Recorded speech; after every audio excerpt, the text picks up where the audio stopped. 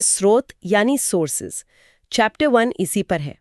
Mains के लिहाज से ये समझना बहुत ज़रूरी है कि आधुनिक भारत का इतिहास लिखते वक्त हम किन चीज़ों पर निर्भर करते हैं। हाँ, और ये स्रोत मतलब काफी डाइवर्स हैं। सबसे पहले हैं आर्काइवल मटेरियल्स, आप कह सकते हैं सरकारी दस्तावेज। अच्छा। इसमें दिल्ली स्थित नेशनल आर्काइव्स ऑफ इंडिया सबसे अहम है, जहां केंद्र सरकार के रिकॉर्ड्स हैं।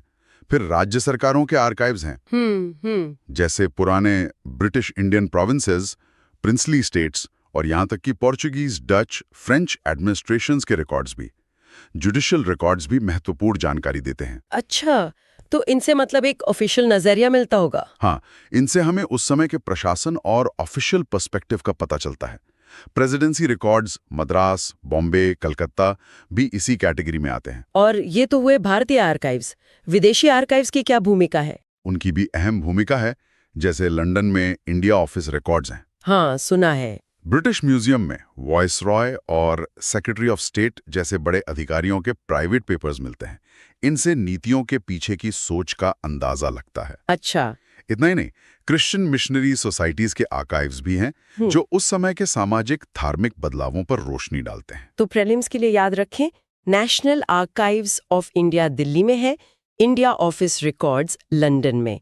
ठीक है। जी। सरकारी फाइलों के अलावा आम लोगों की आवाज या समाज की झलक किन स्रोतों से मिलती है? उसके लिए हमें पब्लिश्ड सोर्सेज देखने होंगे। सरकारी रिपोर्ट्स जैसे जनगणना, सर्वे, गजेट्स तो हैं ही, लेकिन न्यूज़पेपर्स और जर्नल्स बहुत महत्वपूर्ण हैं। हाँ, वो तो होंगे ही। सोचिए, 19वीं-20वीं सदी के अमृता बाजार पत्रिका या द हिंदू या तिलक का केसरी ये सिर्फ खबरें नहीं देते थे, ये जनमत बनाते थे, बहस छेड़ते थे। सही बात है। प्रीलिम्स में अक्सर अखबार और उनके संस्थापकों के नाम पूछ लिए जाते हैं, जैसे द हिंदू, जी.एस. अय्यर, विराघवाचारी। बिल्कुल। ये तो हुई पब्लिक डिबेट की बात। व्यक्तिगत स्तर पर क्या मिलता है? मतलब किसी की डायरी वगैरह? हाँ, व्यक्तिगत स्तर पर हमें मेमोआर्स मिलते हैं, संस्मरण, बायोग्राफीज, जीवनियां, ट्रैवल अकाउंट्स, यात्रा वृत्तांत। अच्छा। 18वीं-19वीं सदी के भारत की काफी रोचक तस्वीरें इनमें दिखती हैं। फिर ओरल एविडेंस है, मतलब मौखिक परंपराएं।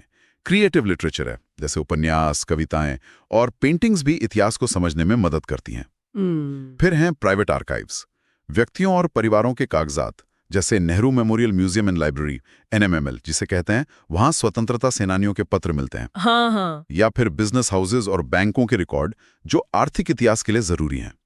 तो स्रोतों की कई परतें हैं, archival, published, private, oral, literary, artistic, कई तरह के हैं। सही कहा।